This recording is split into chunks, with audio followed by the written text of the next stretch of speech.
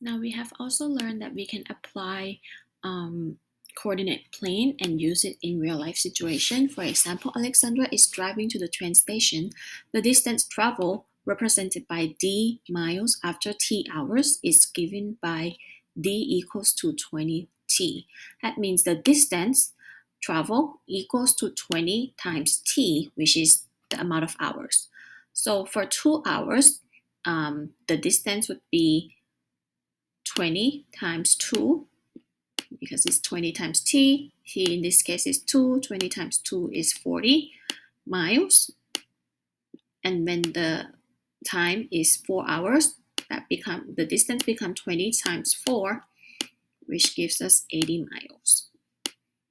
The question also says to graph the relationship between d and t, use 2 units on the horizontal axis or the x-axis to represent 1 hour and 1 unit on the vertical axis to represent 10 miles. So I'm going to start off with the horizontal axis. 2 units, 1, 2 will represent 1 hour. Then another 2 unit will represent 2 hours, 3 hours, and 4 hours. And then 5. So this is representing the time. And the vertical axis is representing 10 miles each. So that's 10, 20, 30, 40, 50, 60, 70,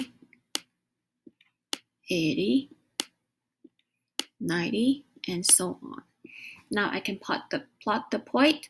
Here I can see that my first ordered pair is 0 and 0. So right here, if she drove 0 hours, then the distance is 0. My second order pair is 1 and 20. My third order pair is 2 and 40.